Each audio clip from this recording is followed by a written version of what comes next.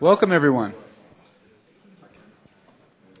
You are free to eat as this progresses. Enjoy, and I believe there's still some one or two sandwiches left back there. My name is Ken Goldberg. I'm the director of the Berkeley Center for New Media and a professor in the College of Engineering. I also want to welcome you and all of the people who are tuning in through the web for today's presentation. I want to thank Infineon, our sponsor, the Paul Wright and the CITRIS Center for Information Research in the Interest of Society. I want to particularly thank Yvette Subramanian for organizing the series, and Kosarov, who's our technical genius who makes sure that everything works according to plan. I also want to mention that we have the Big Ideas competition for new ideas on a variety of subjects. That deadline is March 19th, right before spring break, so please keep that in mind. There's $30,000 in prize money available for your ideas. Our speaker today is an award-winning composer, accomplished musician, and record producer with over 20 years of experience in the music industry. He's recorded with independent labels, he's managed artists, he's owned commercial recording studio, he's scored feature films, produced albums, performed extensively on the piano. He's also played in the bassoon, drums, clarinet, in a variety of genres, including rock and roll, blues, jazz, and classical music. So he's a real musician, musician's musician, if you will. He co-founded back in 2000 something called the Music Genome Project, and it was a very and hopefully we'll be talking about this today. It's a fascinating idea of being able to use statistical analysis to create a vector description of individual songs and use that to perform classification and comparison between songs and thereby recommend songs that are similar. He's going to be talking about this today and how it led into his founding of what we all know now as the Pandora system. How many of you are Pandora users? I mean, it's probably easier to say who is not a Pandora user in the okay, one or two. All right, but you will be by the end of today. And I just wanted to, I thought I'd take a moment to quote or paraphrase JFK, just in the context of Pandora, which I think was a brilliant name for your project. And I think today we're all Pandoras. Like Pandora, we're not content with the status quo. We're curious about what it is that we're not hearing. And like our guest today, Pandora, and hopefully most of us, thrive on thinking outside the box. Please welcome Tim Westergren. I don't need that, I think. I'm good. Thanks. Thanks. Is this coming through? Okay. Well, it's nice to be here. I've been to Berkeley a couple times. I always envy now, wishing as an undergraduate I had programs like this that I could have participated in. But you guys are lucky to have it. So I thought what I would do today is talk a little bit about the company Pandora and sort of our journey and our evolution, dive into the technology, the Music Genome Project that powers Pandora, and I would welcome a conversation with you. So as I'm talking about this, if you have a question or something you want me to dive into in more detail, please just raise your hand. I really would be more than happy to sort of have a big discussion rather than sit up here and pontificate for the next 45 minutes. So please don't be shy about interrupting me at any point. Just a quick background. So I'm a musician. I went to Stanford, I'm sorry, as an undergrad. I graduated in 1988. And I spent a lot of time as a student playing music. And in particular, I spent my last 2 years basically holed up at a place called CARMA at Stanford, the Computer Center for Research in Musical Acoustics, which is kind of a think tank that brings together computer scientists and musicians and mathematicians and a whole bunch of odd folks to kind of marry those disciplines and think of interesting ways to combine technology and music. And so I began as a student having a really a strong interest in the intersection of technology and music. When I graduated, I had been studying piano. I studied composition in theory in both classical and jazz music. And when I graduated, I knew I wanted to be involved in music, but I didn't know sort of in what capacity, how I was going to make a living. And I had a lot of fascination with the technology, which at that time, it was kind of the very early days of software recording. Digidesign, the maker of Pro Tools, was kind of just getting its legs back then. So there was a lot of really interesting innovation happening in that space, and I knew I wanted to kind of stay involved with that. So after college, I was a poli-sci major at Stanford, which is Stanford's shortest major. So you can major in poli-sci by accident, actually, at Pandoras. At Stanford, it's so small, which is kind of what happened. I think I was my junior year, and I looked at my transcript, and or maybe it was even the early senior year, trying to figure out how I was going to graduate because I hadn't really had focus as a student. And I just sort of realized, looking at it, that it mapped pretty well to poli-sci because you could pull in, all sorts of things into poli-sci and make up a major. The nice thing about having a short major was I could do all these different things, but it wasn't a vocational degree. I wasn't going to law school. So my first job out of college, I was a nanny. Actually, manny is the proper term for it. And I took care of kids, which is my other lifelong passion. For about 5 years, I held that job. I worked 3 or 4 hours a day taking care of kids. And I was able to really focus on music. So during that time, I played piano 6, 7 hours a day and got really into the technology, banging around on the sort of latest recording tools, et cetera. And through my 20s, I played in bands, did a bunch of touring, and then I went up as a film composer in my early 30s and did that for a number of years.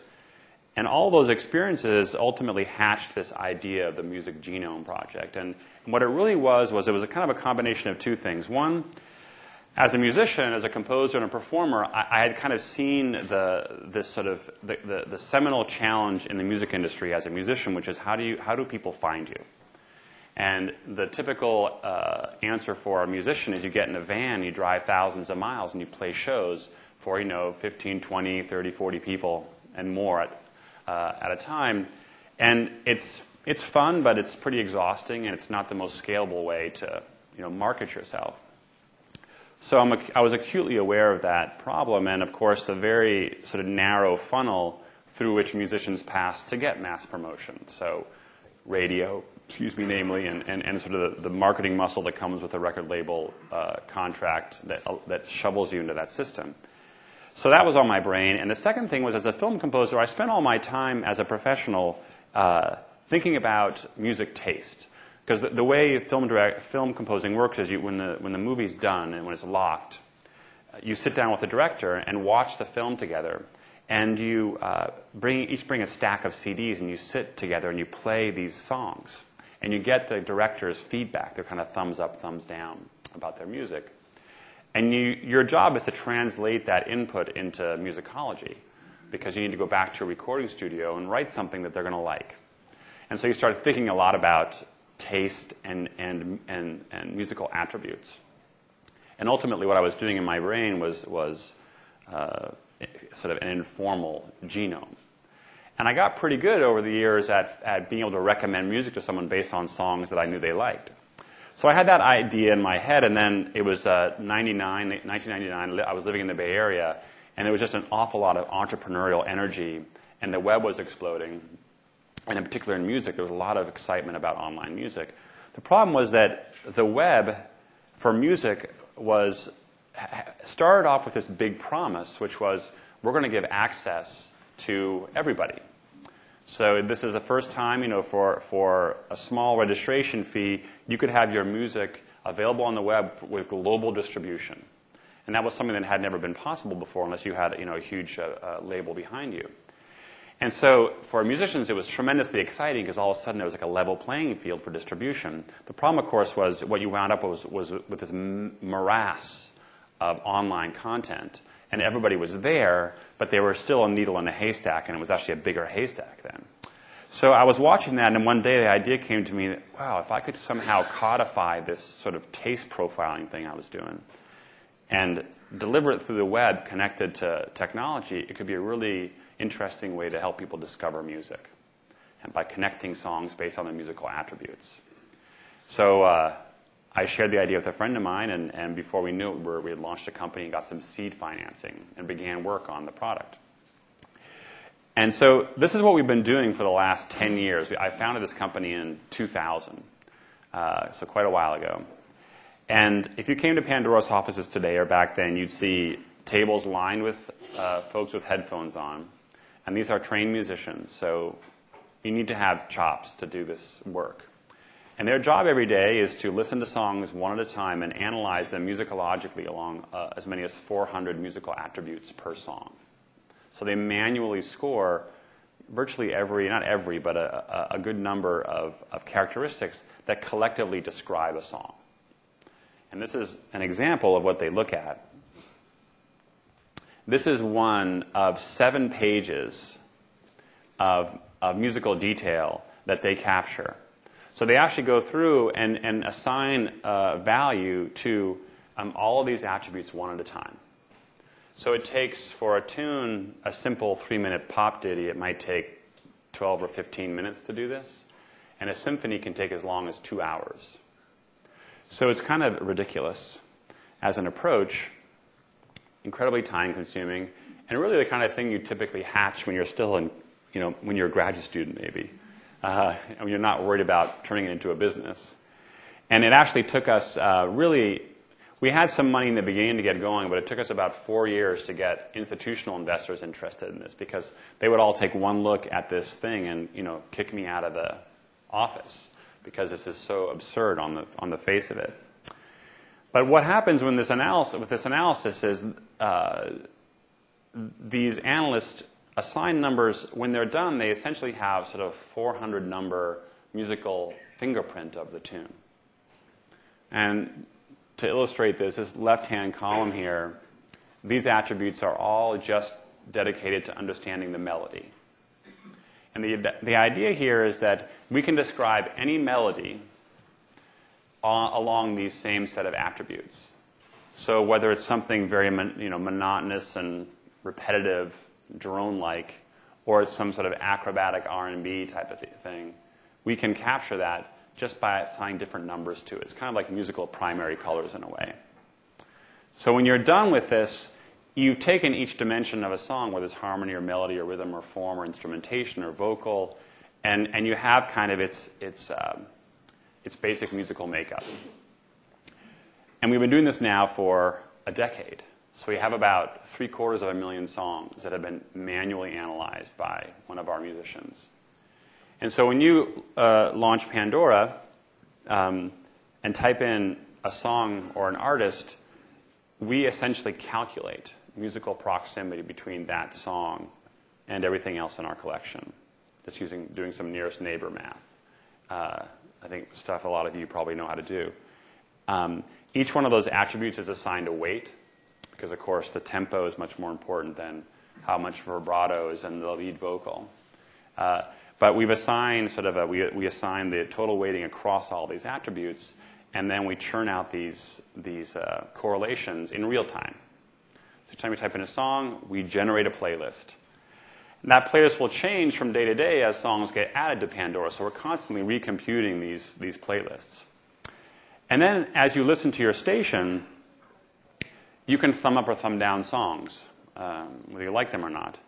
And what we're doing with that information is we're mapping it back onto this system to try and glean what you like and why. So we may all launch a station with a Steely Dan tune, but we may like it for different reasons. Someone may like the sound of Donald Fagen's voice, probably a small number of people. Or you may like the horn arranging, or you may just like the really clever esoteric lyrics. And I think we all can agree that each of us responds to different things, and the idea behind this is you can try and capture that and sort of map the thumb behavior back onto the music genome. And each time you thumb, that playlist instantly rejiggers itself to reflect that new piece of information we have about you. So we do about 10,000 new songs a month in this system.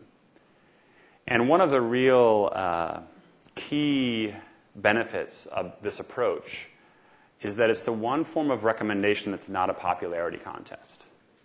So I know some of you are working on collaborative filtering systems, which try to connect songs based on historical usage behavior or purchasing patterns and things like that. The one catch with that is that if you're a brand new band, you have a brand new recording that no one's bought before, or ranked before, or classified before, there's really no way for you to pop up in the people who like this also like this list. It's a bit of a catch-22. You have to be popular to become popular. And actually, I heard a while ago there's this John Krakauer book called Into Thin Air. Some of you may have read that. For a long time, it was held up as kind of the sort of emblem of how much discovery could go on inside a collaborative filtering system, because it actually hit on Amazon and became a big bestseller. Well, it turns out that it was his first book to become popular, that actually somewhere along the way an editor at Amazon had connected that song directly to another much better known book that was similar in terms of its content. And that's what had pulled it up into this collaborative filtering system. And then it started to churn through and, of course, got that kind of swell of popularity that results from being, swept up in collaborative filtering, which I thought was kind of an interesting, case, because for a long time people thought that was a really great example of discovery. But fundamentally, collaborative filtering is not really about discovery. It is to some degree, but the more you go down the tree in terms of how well known or how much data you have around any given product, the less relevant, and it happens exponentially, a collaborative filtering becomes. And in particular, in the case of music, the musical associations get weak very quickly. So it doesn't really work, in our opinion, as sort of a cornerstone of a recommendation system, and certainly not in radio, where you have you have a very tall order. You're trying to keep somebody happy song after song after song. You can't zigzag around and have very random sort of musical connections that don't work. We do use collaborative filtering as a layer on top of Pandora. So when you thumb a song, not only does it affect the station for you and just for you, we also aggregate all the thumb behavior for that song for each context in which it plays. So we know, for example, that a given Beatles song, whenever we play it on this Rolling Stone station, the audience doesn't like it, or they don't think it belongs there, so it's overwhelmingly thumbed down. It's kind of a way for the audience to say, well, we understand there's a musical correlation perhaps, but this is not the right context for this tune. And so we fold that in. Now that's become a layer on top of the sort of musicological attributing that powers Pandora. And we have something like 5 billion thumbs now on Pandora. People love to thumb once they have the ability to do it. And so it's great for us because it allows us to get smarter. Anything I've said so far? Any questions about what I'm saying so far? Yeah. You mentioned that each of these songs is scored or graded, and I thought you said by one musician. Mm-hmm. And is that only one for each song? Yeah, they are all scored by one analyst. We do about 10% of the songs twice, so we're constantly QAing the analysis. And when an analyst begins, so to start off with their train, they have musical backgrounds. They go through a very rigorous training process. It's about 100 hours before they even start this. And so we try to really get everybody on the same page in terms of what do we mean by a 5 in vibrato. And we've managed to, I think, do a really good job of that now. So statistically, when we put these songs side by side, the duplicate analyses, about 90% of the songs on a 10-point scale are within half a point of each other. So it's pretty good data. And also, one of the criteria for an attribute qualifying to be part of the genome in the beginning was our ability to agree on what it meant. Because for anybody who's done this kind of data collection, you need to be able to build consensus around your attributes. If you can't do that, the data's mush. And it's interesting, we're asked often, why don't we just crowdsource this? Why don't we just put the genome up and let everybody grade it and then find the center point of the bell curve and call it a day? The problem is there's no center. So we could, if I gave you all the little cards, we've actually done this before as an experiment, and I gave you 10 attributes and I played a song and let each one of you analyze it, the results that came back, it would be completely smeared. Because each one of you comes to this with a very different, perspective. Your starting point. If you're a classical fan, you might think that James Taylor is kind of rock music. But if you're into Thin Lizzy, then James Taylor is easy listening. And your perspective just warps a lot of or not warps, but it's very subjective. So a lot of training goes into it, and then we try to build genes that we can build consensus around. So yeah, it's a tall order that's tough to. We try to beat the individuality out of our analysts before they join to do this analysis. It's a big task. Okay. I just want to talk a little bit about. This is actually. I'm afraid this slide is old now. I need to update this, but we're actually the number 2 app on the iPhone now.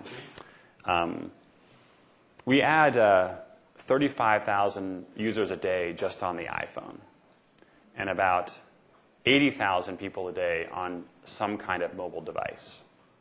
And so the iPhone has really transformed the space in which we operate.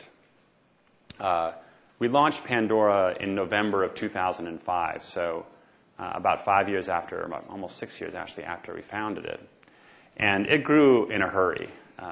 We had a very strong word of mouth, kind of viral wave that we rode. And we're right knocking on the door of 50 million registered listeners now in the U.S. And that growth curve took a pretty substantial sort of upward trajectory when we launched Pandora on this device, which was the summer of 2007. And what the iPhone has done for this category is it's really, I think, altered the perception among consumers of what internet radio is. And it's moved it from being sort of a computer-centric, computer radio, into something much sort of more broad and much more akin to regular radio. Because you can take this little guy and with a $2 cable from Radio Shack, plug it into the aux jack on your dashboard and have personal radio in your car. And I share a car with my wife, so basically I don't have a car. And I hadn't actually used this in a car until about 6 or 7 months ago. And I remember driving down the road, and I had my iPhone plugged in, and I was listening to it, and I kind of forgot about it, and I thought for a moment, wow, this radio station is really good. It's like it knows me, And then I thought, oh, that's right, it is my radio station, And I've been curating it for the last year. And then a song came along that I didn't like, and I just reached over and I skipped it. And I had this really weird moment. I was in the car, I was listening to radio coming out of my car speakers, and I just skipped a song. And I realized at that moment how, I think, profound this change is going to be. Because we are so accustomed, maybe all of you a little less than the younger ones among us, a little less than me, but we're so accustomed to being captive to broadcast radio, where you have your choice of a small number and diminishing number of radio stations to choose from, who are delivering a single playlist to try and satisfy hundreds of thousands of people at the same time. And you have no control over it, and has no knowledge of you personally. You can't give it any feedback. And it's what we're accustomed to, and what we do is we channel surf a lot in the car. Our version of custom radio is, seek, seek, seek, seek on our car radio. Well, and half of all radio happens in the car. Listening's done in the car. When you experience this personal listening, it's very, very. It was a little bit like the first time I bought a Walkman, and I was walking around with the headphones on, and I was blasting music through my ears, but no one else could hear it. And that was a bizarre experience, because before then it was the boombox, There was no kind of private mobile listening device at all. You kids are probably thinking, that guy's a dinosaur, he's got... but there was a time when there was no such thing as sort of this really private, mobile, put-it-in-your-pocket thing. I had the same experience when this happened to me. And I really believe that in all that's happening in the music industry, this will sound somewhat self-serving, but I think this change to radio is the most profound. Because radio has always been, by far, the most substantial percentage of musical listening for the average listener. The average American listens to 20 hours of music a week.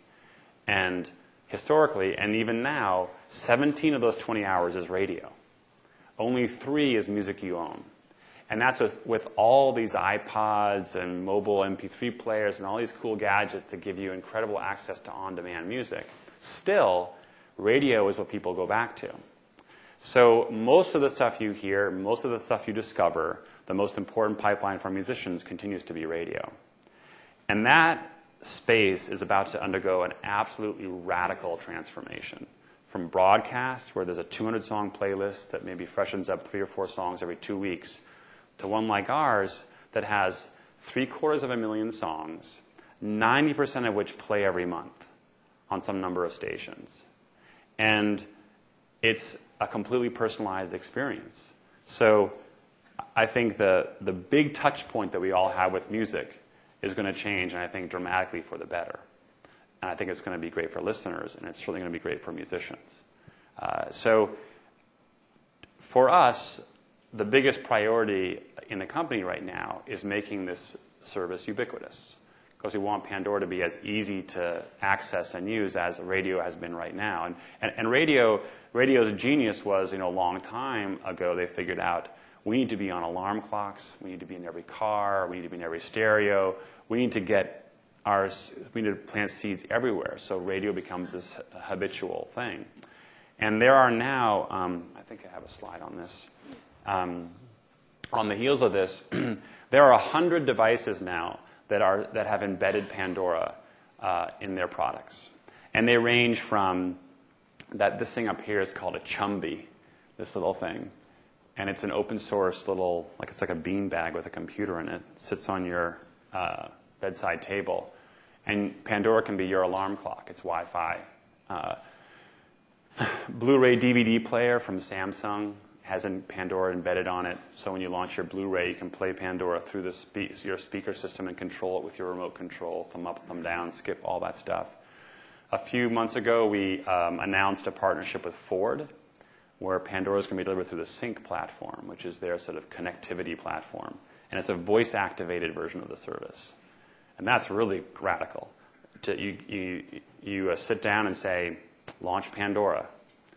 And this voice says, which station? And you say, launch my Nora Jones station. And then, bang, it starts playing. And as it goes along, you say, skip that song, thumb that song up, and it just responds to you. And that's eventually going to be in every car. So we're trying to really spread this everywhere that we can. Yeah.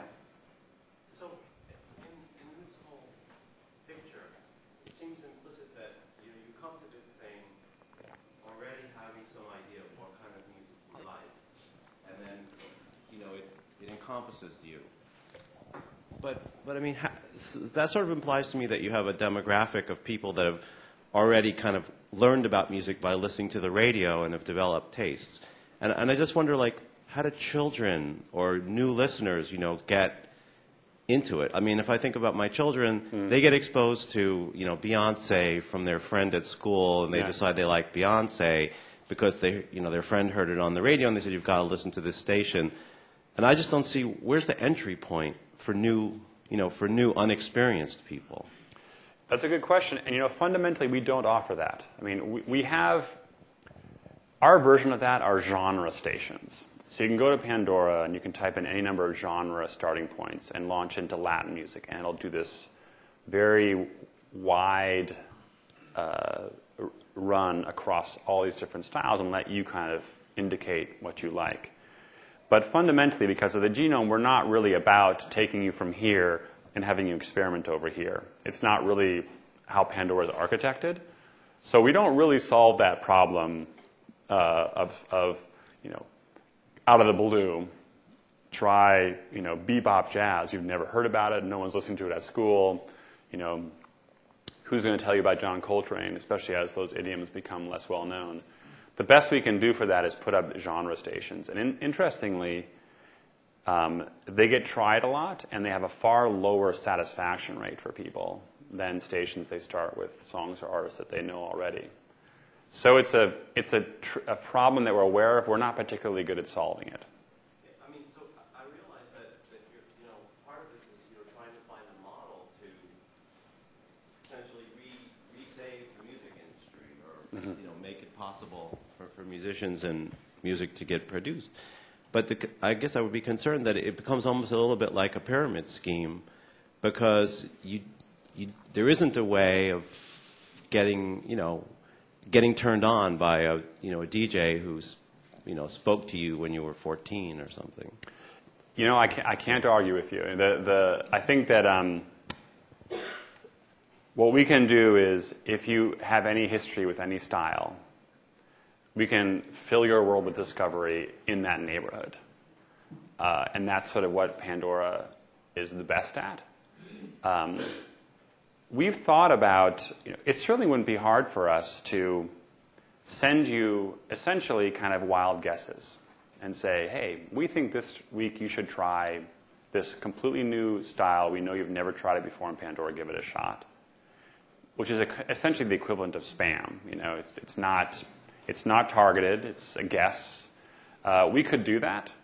I'm not sure that it would have a good result. But yeah, it's a fair criticism, I think. And the problem, so DJs ostensibly do the same thing, and the majority of people who hear the new song from the DJ, they don't like it. And it's one of the reasons that those stations become more and more narrow, So the more Pandora does that, I can guarantee you, the lower our listenership will go, unfortunately, Yeah. So a lot of effort we're putting into this sort of ubiquity part of the equation, and are hoping in the next couple of years we can get this thing planted in a lot of places so that it does feel as easy and ubiquitous as radio does. Just to the point that was made about music, just to give you a bit of sense of scale too, this is a comparison of the reach of Pandora these are the top 3 radio stations in all of these markets around the U.S. An AQH number, so the average quarter hour, meaning this is a size audience. It's the 18 to 49-year-old age bracket, the average number of people listening in any given DMA. And you can see Pandora's already up there compared to local radio stations. So it's a really interesting change. What percentage of those accounts are free versus paid accounts? A very, very small, low single-digit percentage are free. Are subscribers. The vast majority of this is free. We don't really believe in the subscription business. We think that it has there's a glass ceiling for people who, the number of people who will pay for a radio product. So a while ago, some of you may have noticed that we limited our free listening to 40 hours a month, because at that point, the business economics behind this start to really strain. And so to listen more than 40 hours, you have to pay 99 cents, or you have to wait until the next month to start your 40-hour clock again. And a lot of people at that point signed up. A good number of people pay 99 cents. But we still think that in the end, if it wasn't free, Pandora would be, a small fraction of its current size. So this is a vision for the future. We could, Q on Pandora is kind of the proxy for quality, like thumbs up to thumbs down ratio. So the higher the Q score, the more people like your music. We could offer a feature on Pandora where a musician could log in and look up their music and find out what songs are being thumbed up or thumbed down and where their fans are. So this band should drive their tour bus right through here. And we could not only tell them where to point their tour bus, we could let everybody know they're coming because we have their email addresses. And the vast majority of people who sign up for Pandora opt in to our emailing program. And that, for a musician, is, that's the toughest problem to solve. When I was in a band, we used to drive, 1,500 miles to Colorado and show up in Telluride for a show, and nobody knew us. And we had no way except to put up posters on telephone poles to let people know about this band whose name nobody had ever heard. And there's only so many Dave Matthews bands around that can just go at it for years and years and years and build up an audience. Very hard to do. This is a way to really shortcut that. This actually isn't a real product yet. This is just sort of a, imagine this. That map's actually from the U.S. Geological Survey. It's the concentration of industrial pollution in the U.S. Yeah. So a lot of people have already been driving their vans around that part of the country. But technically, that's really not that hard because we know zip codes, we know emails, and we know your thumbs up and thumbs down behavior. So I think there's some really interesting potential once Pandora is large enough. We're about a little over a point, maybe a point and a third of all of radio listening in the U.S. now. So about an hour and a half of every 100 hours in the U.S. on radio is listened to on Pandora. And my dream for this company is that there will come a time when maybe we have 1 billion listeners around the world, and if you're a musician, the day your song gets added to Pandora is the day you quit your day job, because it gets blasted out into this huge, huge audience of folks who like your particular kind of music. And so they're predisposed to like it, and then they can become your patrons. You don't have to wait 4 years to build up and sort of cultivate that audience. You can just plug into this big ecosystem. And we're beginning to see that already. A lot of musicians write into Pandora saying things like, I can tour now because I've developed such a following from Pandora listening. And they'll be at shows and people will say, I heard about you on Pandora. And it's modest right now, but we're only 1% of all radio. So the potential, I think, is huge, yeah. How much music comes in from musicians as opposed to from record companies? That's a good question. So in our collection, there are about 80,000 artists represented, and 70% of them are independent. Independent is kind of an ill-defined term, but none of them are on major labels, of the 70%. And I think that percentage will grow over time because statistically speaking, a tiny percent of music is on major record labels. So on a spin-weighted basis, so if you actually look at the songs in terms of frequency of play, about half the songs that play are from independent artists. That compares to 6 or 7% on broadcast radio. So it's a welcome home for indie artists. Yeah. Can you talk a little bit about the Library of Congress copyright procedure, the royalty process that you went through, and what your thoughts are about that going forward? Sure. So Pandora operates its business under a piece of federal legislation called the Digital Millennium Copyright Act, which I'm sure all of you have been taught in class. It's kind of the cornerstone law that governs us and other sort of pieces of the digital industry. And it's a compulsory license, which means that it gives us the permission to play music. We don't have to get the right directly from any rights holder. So Pandora has no direct deals with labels. You'll never hear us talk about that. We just went to the Library of Congress, downloaded a 2-page form, and signed it, and we're done. We can play the Beatles and Metallica and everybody. No one can actually tell us we can't. They literally can't prevent us. So it's a wonderful system in the sense that it really is easy, simple. With one piece of paper, we can play everything. That law provides a bunch of constraints, too. So you may notice periodically on Pandora, if you skip too often, it'll say, sorry, you're out of skips. that is a function of the DMCA, the Digital Millennium Copyright Act. You'll hear no more than 4 songs by a single artist in a 3-hour period. Same thing, part of the DMCA. And the reason behind that is they want you to be radio-like. If you become too interactive or too customizable, you are no longer eligible for this statutory license.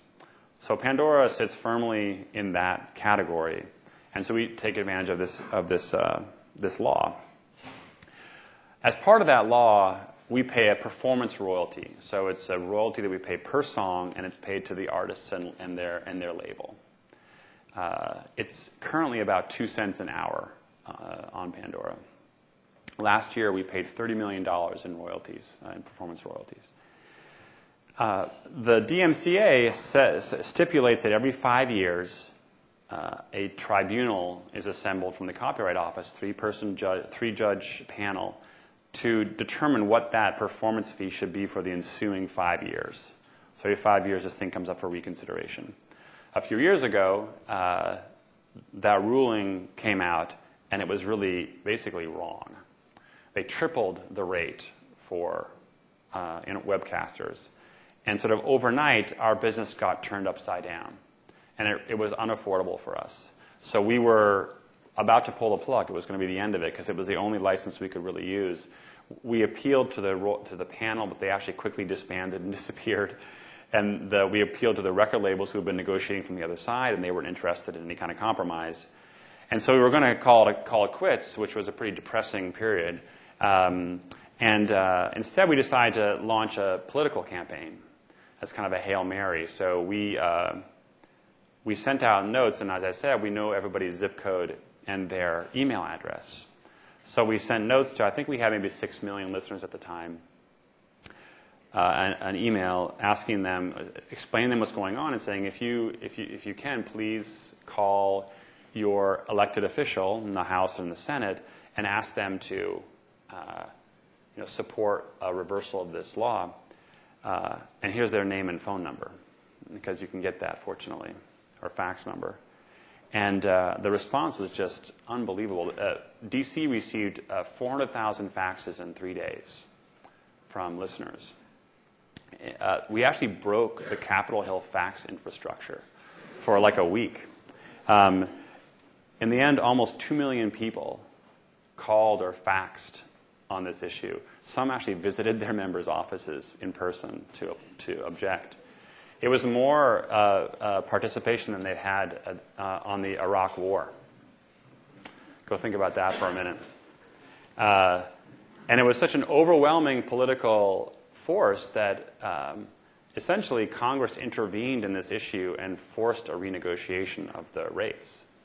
Put us back in a room and said, something's gone terribly wrong here. We'd like to use our faxes again.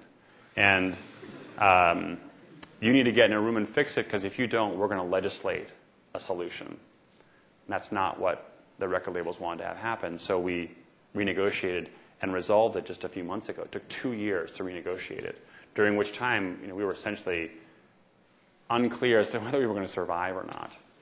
So we now find ourselves, that rate was reduced, and it's survivable, but it remains really high, and much higher for us than other forms of radio. So we did last year about $50 million of revenue, actually almost exactly.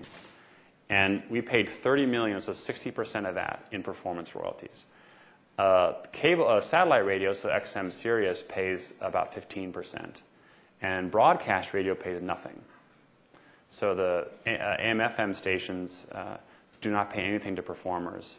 And as we become more ubiquitous, we're competing directly with all these forms of radio, but we're saddled with this really absurd fee. So a long-winded way of saying, to answer your question, we've figured out a survivable rate, but we don't think that's the end of the story, because it remains, I think, too high on its own merit and also very unfair next to other forms of radio. Yeah, thanks. I like that it goes to musicians, but it's a lot of money. Back when I was a college DJ, broadcast radio did pay composers. It still does. And yeah. do you? Mm-hmm. Also, and that's in addition to this? Or? That's correct. So we all pay a publishing royalty, which goes to ASCAP and CSAC and BMI. Yeah. It's about 3.5% of revenue. Is 50% fee true for all internet radio? Yes. Okay. They're actually, I mean, it's not quite true. We pay the rate for pure plays, so internet radio only companies, Live 365, us, small webcasters. There is a fee for online rebroadcasts of terrestrial radio. That's a different fee. And then there's a fee for non-pure play, so Yahoo or AOL, who have other businesses, and it's higher than ours. And that's why they're all dropping web radio. Do you see yourself moving to a search engine model where artists could pay you to bump up their, usage or, promote them more than anyone else to make extra revenue? Not so long as I live and breathe. We will never, ever, ever play a song because someone paid for us to play it, except my band. My band, I'm waiting till we're big enough just to rig the system so I can finally get the exposure. Do you have plans as Pandora grows to increase the rate of song addition beyond $10,000 or 10,000 songs per month? About the only reason we would do that is as we expand into international catalog. If there's a reason to accelerate that, we actually have to work hard to find 10,000 good songs a month. Is the truth. And I say that as a musician who thinks it's terrific that we get a lot of submissions, and it's great that people are composing music and submitting it, but most music's not ready for prime time. It's hard to write music that's good enough to sort of pass the radio bar. And I've come to believe that about 10% of commercially recorded music is good enough for the public, for this kind of commercial setting. And we're at about that number, a little bit less, but about there. So we're not in a hurry to accelerate it, believe it or not. Yeah. Yeah. So you described that the labels are pressuring you unreasonably so. I guess would be a good description. Aren't they really forcing you to integrate back into their own business? Because traditionally, what they've done is we're risk aggregators. I guess forming the connection between the customer and the musicians. But now you have such an intimate knowledge of what the customer does, and you could easily replace, no doubt, that role. And so aren't they forcing you to do that? So could you backward integrate into music production? So could we become a label, you mean? Yeah. We could, but we won't, because I think one of the most important understandings we have with listeners is we have no vested interest in anything that we play. And even if we decided to start signing artists and they were on Pandora, I just don't think you could ever overcome the perception that you were playing music that you had a certain interest in. I think there's kind of a church and state there. So that's not something that I could see us doing. I don't think that it's. I don't think it would be wise in terms of the most basic agreement we have, or implicit understanding we have with listeners.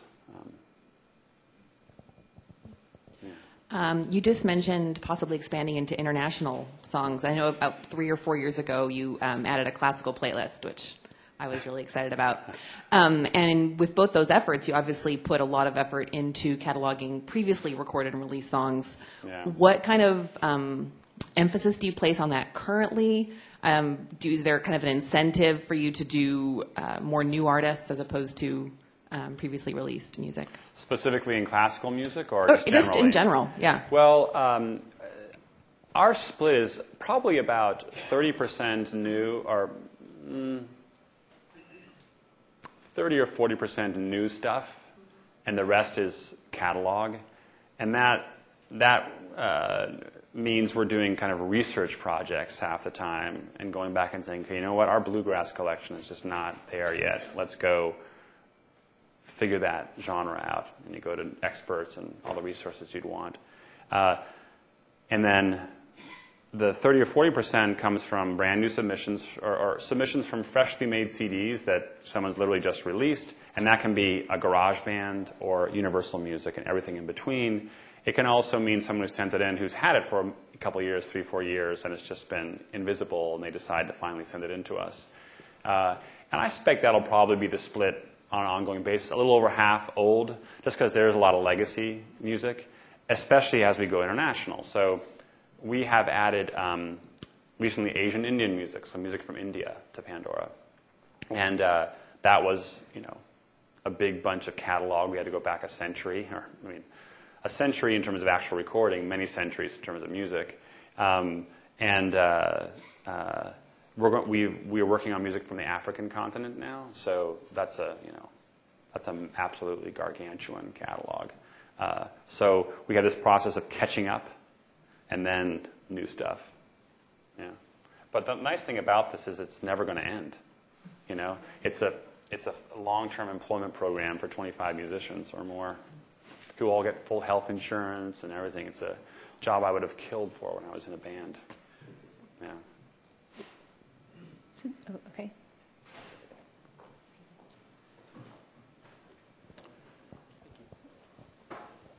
Do you have plan to use computer analysis to catalog the songs?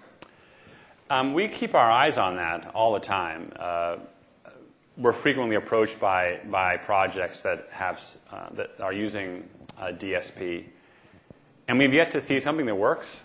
But if we do see something that works and that is additive to what we're already doing, absolutely. There's no religion around what we do. The thing is, once you've committed to having a human being sit down and do this, they're faster than a computer in terms of the actual extraction of all this information once you have them there.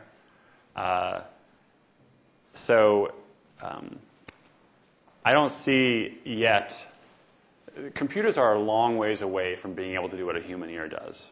If you're working on this, you probably know that. The human ear is so incredibly sophisticated. And we just haven't seen anything that comes close to that kind of computing power, on the computer side. But, the guy who runs it is a regular at conferences on, DSP and machine recognition, all that kind of stuff. So nothing yet, but, yeah. Just to follow on that, Tim, do you have a research team that looks at, say, some of the other aspects? Like I think combining the collaborative filtering, as you're mentioning, would be interesting to. There are issues. People have addressed what's called the cold start problem that you mentioned, which is something new comes in, and how do you get it to bring it up fast? And so there's some techniques for doing that. And also, I'm curious about looking at patterns of people. Do they like to sort of see a continuum of similar music, or do they want to diversify? In other words, identifying different patterns. So I'm curious about, do you work with universities or other research groups on things like that? We have a handful of graduate students that come through every summer that do projects for us around all those things, whether it's some kind of new collaborative filtering approach or cluster analysis, stuff like that. So there's always room for that. There's a certain amount of confidentiality that prevents us from being too open with our data and our genome. But there's definitely, that goes on. And in terms of the sort of, similarity, familiarity, diversity, everybody's different. That's part of the challenge. And we're trying to get to where we can figure that out with your thumbs. And so when you type in, Amy Winehouse, are you just into the latest pop phenom, or are you into jazz and blues? And those are two different branches of a tree, and we want to figure out, in a hurry, where are you on that? So it's a moving target. And we have a dozen people in the company who have a 4-hour standing weekly meeting, and this is all we talk about. And don't have the answers yet. Great. So if any of our students wanted to apply for this, how would they get in touch, or how do they do it? We post it on our website. So it's a jobs, and we'll put it up there. Terrific. Yeah. Okay, great. Well, on behalf of all of us, thank you very much. Yeah, my pleasure. Thanks.